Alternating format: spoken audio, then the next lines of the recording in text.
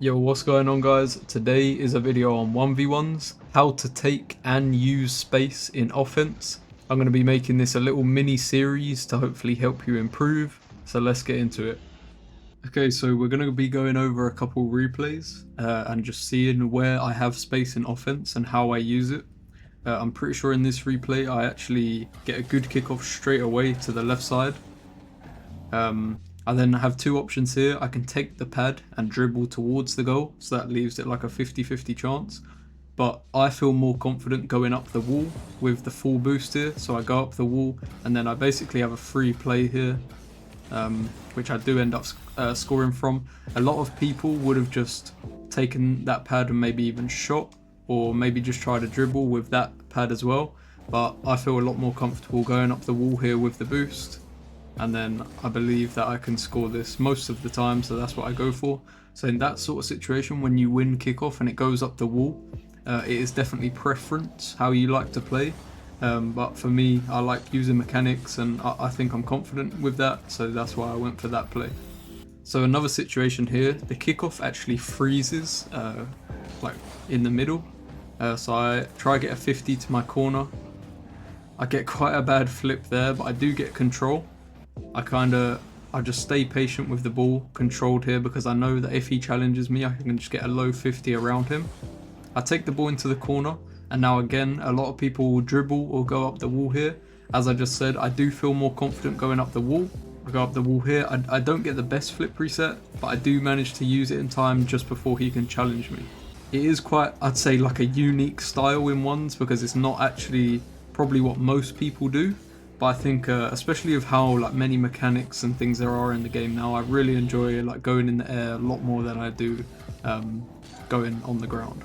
This next kickoff is kind of similar as well. It freezes in the middle. I take a high 50 into his corner. I take the mid boost. I do pressure his corner as well. He doesn't get the best turn, but the pressure that I put on him in the corner basically got me a goal. I made it awkward for him there. He has to get the ball and the boost, or he can't really do anything. He gets the boost and not the ball, so I pressure it quickly, and that ends up being a free net. If he does touch the ball there, then I can simply just drive left and take time. But because it's an awkward ball for him, I know that if he doesn't get both, I'll probably be able to capitalize, and I do. Okay, so this is another one where it all comes down to like pressuring in the corner. I get quite a bad kickoff here. I stay close with 12 boosts just to pressure him to get a good touch. I then get a really nice drive 50 there, making him think that I'm actually going to full commit for a 50, but I just let it hit my car. Now he has to go to a corner. I do a fake jump. I fake flip into the thing. I get the boost. I do overcommit a tiny bit here. Now this is an open net for him as long as he gets enough power. He doesn't, so I can hit that off the backboard, take the boost, and then I can get it just in time. But this again came from pressure in here. I do commit a tiny bit too far here, so I wouldn't recommend committing that far. I'd say to around about like probably this pad and turn straight on this pad. Instead I go a little bit too far and turn there. But the actual thought behind the play was really good. The execution ended up not being too good, but I did end up capitalizing off of this by getting those two pads there while driving back.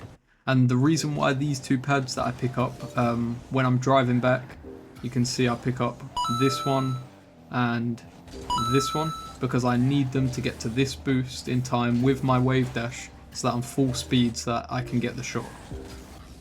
Again, another really solid kickoff here. Goes to the right side, one pad, two pad, open net. Just as important as winning the kickoff is also being able to get the pads. Because I missed that one that I just flew past, means I have to get these two, and the only reason why I can reach this before he's back is because I get those two pads. This is again another kickoff where I get a really solid kickoff. It goes up the wall. I beat him to the ball from having a lot of momentum and getting that pad, which sometimes is kind of lucky wherever the 50 goes. But a lot of the time, if you're at the kickoff first, you can usually get that pad first anyway. And then the ball rolls up the wall, I get that boost, and it's an open net. Okay, so this one's quite a weird one. I actually try and get a slow kickoff there, mess it up. I then push into his corner slightly to try and make it so he can see me push it, or hear me at least, pushing into his corner for his boost, which I don't actually commit for. I just go for this pad. I then turn, and because he now, I'm in his blind spot basically all the time. So when he goes up the wall here, he's heard me go to his boost, but I'm in his blind spot. And then now I'm suddenly right in front of him. I make him panic. I can then get the beat. So I then get the beat. And then I can't actually reach this, but I make it look like I can. And then I can get the backflip. So that did kind of fake him out that I could reach it, and the only reason why I flipped to it, I knew I couldn't reach it, but I flipped to it just to make him think that I could reach it, and then that ends up working for me. So everyone knows, as much as Rocket League is like a mechanical game, it's also a mental game. You do have to get in your opponent's head a lot of the time. This is again another really solid kickoff. As you can see, I take the boost. I could dribble this, but I prefer going up. And then I get a nice outplay there. Okay, so moving on to game 2 now. This kickoff, I try and get to the right side. So this is the perfect situation where you're in your corner, you have full possession and full boost. A lot of the time you can notice people out of position when you have this sort of timing. So as you can see, he can't cover the left side or pretty much any of the goal right now because he's so fixated on this boost. And I noticed that quite early, so I read this bounce perfectly that it's going mid, and I go for a quick shot, which he also turns the wrong way, so that makes it free. If he turns left here instead of right, he does have a decent chance of getting it as long as it isn't in the corner. But the reason why I drive to this so slowly at the beginning and I go to the boost so slowly is because I'm trying to get that time in so he turns right to challenge me instead of turning left to respect the shot. So I take a wide angle to get this boost by getting these pads. So I'm a little bit slower, so therefore he thinks he can turn and challenge this. But I've actually got the open net and I do take it.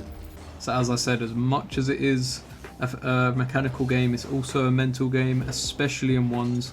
You want to be trying to get in your opponent's head with all types of little minor things you can. Especially demos. Demos will always help. This was really well played in my corner though. I go higher here, try and make him panic and rush. And then I quickly go low, go on the backboard. I know he can't have high boost now. It's going to be really low, so he has to try and 50 or flip reset. He goes for the 50, I get it to the corner. He takes my boost, but then that's a free demo. The only place he can go there is infield or up the wall. And I don't think he can cut infield really sharply, so I read him going up the wall. And that's exactly where he goes, and then after the demo it's just an open net. Okay, so this is game 3. This is quite a long attack, but the reason why I'm going to put this all in is because it's all important. I get a really good save there. I then pressure his corner from the left side to try and maybe get a demo if he fakes it or something. He doesn't. I then turn quite sharply to the right side to try and pin him into his corner. He reads it, he tries to fake me, but he actually doesn't get good control on the ball. I then take this challenge really slowly. Here and here, you see how I'm waiting. I then go to see if I make him go again, which I do. So I make him go twice just because of how slowly I'm challenging this, and that's exactly what I wanted. It doesn't work because he gets the boost, but I then read his fake because he just tried to fake me 2 or 3 times. So I've gathered that he likes to fake on defense. And here in the corner, because I've basically faked like 2 or 3 challenges already, I then choose to rush this one and try and read his fake instead of like playing patient as I have done the whole game, and it ends up working. And I think the reason why this rush worked is because I've just faked like 2 or 3 challenges in a row. So you may be thinking, like, especially at the start of the game, that that's sort of my playstyle or something like that. So I try to switch it up instantly, and that's why I think it worked. This is, again, as I've shown you, I'd really like to get the kickoff to the right side here. Go to it with really good speed so it rolls up the wall. I get the boost and it's another open net. I actually score this goal like a lot of the time. So if this is possible for you guys to go for, the nice speed flip, the move to the right a little bit midway. I move to the right slightly here, as you can see. And then I wrap around the left of the ball to try and get it up the right side. That kickoff is really effective. It usually rolls up the wall fast. Then you can get the boost and you have an open net. Now this left diagonal is a little bit different. I try and play for a freeze. I freeze the ball here, but then I go for a 50 backwards. I see that he's driving into the ball, so no matter what, if I can get a 50 to a side that I'm also flipping, that is the best situation you can be in. I will always be able to go for the follow-up after this. He's flipping forwards and the ball's going left and I'm going left. So that will always mean that I get the follow-up on this ball, as you can see here. And then, as I've said, I could go for a dribble there, but I prefer going for mechanics because I feel confident doing them. And then there you go, that's another goal. Now I will quickly talk about this. This is something you'll encounter a lot in your 1v1 games. So many times the opponent does a kickoff like this, where he backflips for boost. You need to be able to slot these kickoffs in the corners instantly as soon as you see this. You can usually see this by his name tag going backwards instead of forwards, like it's going further away than closer. That's how I tend to see it. And you need to be able to make sure that you get these straight in the corner always. Punishing mistakes is the biggest thing to try and learn in ones and basically in the game anyway. So the more mistakes that you can punish instantly, the better you'll become. Okay, so with this kickoff, it ends up freezing. I get a good 50. As I just said about momentum though, the 50 is going to the right side and I'm flipping straight, so therefore I can't follow this up. I do pressure him close to the corner. I try to, I miss the boost. I then wave dash with it. I fake jump there to try, this is really important. Once someone's high, if you're close to them, you need to fake jump and then wave dash. That makes him push forward like a lot and maybe use his boost and his positioning a little bit more. So fake jumping can be really overpowered. He ends up keeping control of it, getting a good flip reset, but I do get the save in time with a double jump. I then catch this ball to dribble it. He ends up going for mid boost. I see that early and that's just a free dribble. You can bait so many people in for to go for boost, like with this sort of play, because they obviously need boost. You catch the ball sharp like that, you make him overextend for boost, and then you score the flick. So that's a really good catch there. You want to be making sure that this catch is in field. If I caught this on the left side or going straight, then he has time to get that boost and turn. But because I've caught this in field, it means that I'm going straight towards the goal straight away. And therefore, if he goes for boost in that situation, it's an overextension. Whereas if I caught that ball straight or to the left side, he would have been perfect to challenge that after grabbing the boost. So the most important thing to note here is how I catch this ball in field. Gives me that slight edge, so that means I can have the open net. Okay, so this comes off another kickoff. It's another freeze kickoff. Basically a similar 50, but I take this one to the right side to try and have a better chance of following it up instead of taking it straight. He ends up getting good momentum off that anyway because he gets a little boost off my car, which is quite unlucky for me. I do get the pad on the respawn. I drive over it a little bit to see if I get it, and I did get it. I then pressure his corner here while following the pad line across, so I can like take all three of these pads. It's a really important thing to do in offense. So I pressure him here while following the pad line forwards, so I get to the point where here, and then I turn like this so I can follow this pad line across the floor. I then get both of the boosts. I get this one as well. I take a little bit of a deeper line there just in case he does shoot that, so I can still get the save. He doesn't. He does get that boost, but I end up making him commit in the corner there with getting a quick touch and then a wave dash. So the main things to note here are the way that I go across the pad line and get the bump. I end up taking a deeper rotation there just in case he shoots, I'll be able to save it. And then I get a quick touch that I know that I can follow up and I know that will bait him in. Okay, so I'm going to cover this one because I also think that this is a really overpowered play if you learn how to use it. On kickoff here, as you can see, I get a really bad kickoff. I leave an open net which isn't taken, which is really good. This will happen sometimes. I then try and get a 50 into his corner just to buy me time to get boost. I can't actually get a big boost, but I can pressure his corner. I try and pressure a bump there. The reason why I take the two boosts and then I end up saving them to try and get the bump is so I have enough speed. A lot of the time people will get a bump instead of a demo, which won't be as useful. So I try and use my boost to get the demo there. Because I can't get a big boost, I can only get the pads. I don't get the demo, but I do make him jump. And because the ball is not rolling up the wall here, it's sort of bounced off it a little bit, I can actually go for a shot here, which I do go for and I do convert. This is really hard to read for the opponents, and it's actually not too hard of a play to make as long as the ball has came off the wall a little bit, which will happen sometimes. Granted, it's hard to get that accuracy, but this is a play that I've scored a few times just through pressuring their corner from the outside. So because I'm in his blind spot here, he does actually check where I am, which is good play from him. But because I'm in his blind spot, it's really hard for him to read fast enough. Usually you make people panic, or you make them have to make a play in the corner. And the reason why I can get the shot here is because I came from that far side. I saved a little bit of boost to try and demo him to make him panic, and then I can get the shot. This is another one where you take a decent line. I will be talking about defending in another video. I get a good challenge there. I take it up the wall fast. I then flip into it once, and then I can get the reset over him. The reason why I've got such a weak flip onto this ball is so my momentum isn't that messed up and the ball isn't too far away from me, so that I can still go again. And making it so I can go again means that I can wrap around it, get the flip reset, and then I can use it. In this situation here, especially with my rotation being wide and me cutting the goal off, so he's actually dribbling just towards that part of the goal there right now, because I'm cutting it off every single second. I'm making the goal smaller and smaller. So he basically has to flick it over this side or take the ball this side, or he can't beat me because I'm covering all this side, and if he tries to shoot then I'm covering the goal. I've challenged him really early, and that means I have like 2 seconds of space here that I do quickly execute with, and I make sure that I score the goal. This is another situation that will happen a lot, where he takes a shot, you play it to your own corner, and then again it's basically up to you what you want to do here. You can dribble, you can go up, you can play patient, wait for the ball to drop.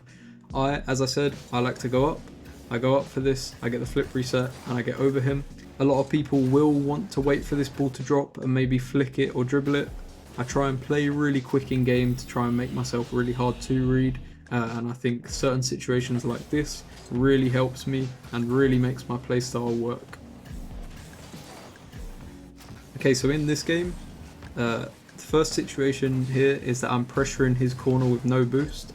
I'm basically using everything I can to just make him, like, force him into the corner with no control. I'm trying to not give him boost and control. If he gets the boost, then I'm trying to take the control from him, and if he gets the control, then I'll try and get the boost from him. So he gets that boost, so I try and take control. I then flip into his corner to try and get his boost as well. I see that he double jumps early, so I actually try and low 50 this by just driving into it, which is perfect for me. I then get a bump on him, and then that's a free goal.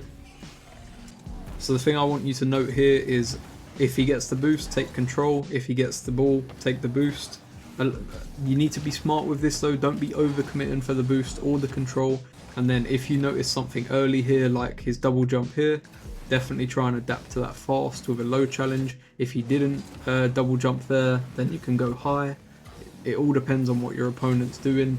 Especially when you have them in their corner, you want to be trying to read what their defensive players instead of try and make your own. This one here is all about noticing space. I slow down to not get demoed and maybe get a demo. I then fake to take the ball back to my corner there. I see that he's really slow. I wasn't sure if he got the boost in the corner. I'm not sure if I actually saw that or not. Yeah, I think he did get the boost. But the reason why I turn instantly here is because I see that he's going really slow and he's trying to take control of the ball. And because I've noticed that really early, I take a really early challenge here, and then I end up being able to get the read just in time. And again, as I said, you want to be able to read these things instantly.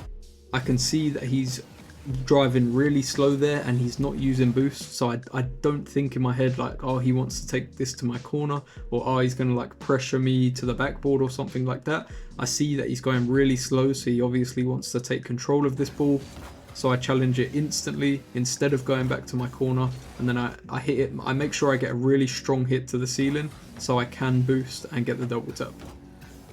This is another situation that will happen on kickoffs a lot, where you get the kickoff to one side. I've said many times that I will take this up the wall, but because you always want to keep your playstyle like changing, you always want to make yourself hard to read, I take this one to dribble. And especially I take this one to dribble because I'm actually going through the boost pads. I know that I'm going to be picking up boosts this whole entire dribble, so I also think that's a really good situation to dribble anyway. I make him panic and get a bad hit, and then that's another open net for me. So the biggest thing here is changing my playstyle, making sure I'm not just like one dimensional, I can only do one thing, making sure that I can do multiple things. I'm really hard to read because like he doesn't know if I'm going to take that to the wall, go for a dribble, whatever. You always want to try and make your opponent make decisions and think about what you're doing and stuff like that, because then it's a lot easier for them to make mistakes. So changing your playstyle up every now and then, making sure that you keep your opponents guessing, is really important to getting more wins. So this is another game. In this situation, I get the kickoff to my corner. I try and take this high, but I don't actually get the best touch, so I quickly take this to the far corner. I see that he's actually beating me to this boost, so instead of trying to race him for it, I actually just let him go. I take a little bit of a wider angle on this ball, so then now he can't actually cover his far corner, and that's exactly where I shoot it. Trying to adapt to it instantly to take the space that you've now got for yourself is really important. So this is a little bit different with this kickoff here. It goes to the right side. I need to get a touch and the boost. He then goes, so I know that there's space on the other side here, so I take it to the other side. Instead of going up, I just take it to the left side a little bit. I then go to a really wide angle, I cut in sharp, and then I can go for a quick shot over him. The reason why this is so effective is because of how fast I've cut in and how much speed I still have after I've cut in really quickly. So the main thing about this was actually keeping possession and boost. As I said, the most important thing is possession and boost. I then notice the space is on the left, I take it quickly, and my execution is really good. So this is another situation. I try and defend a flick here. I get one save. I make sure my momentum is following the ball. I notice that he's actually beating me to this, so I quickly turn down, which makes him rush. I then can get another really good read and another good save. I then bump him into the corner a little bit.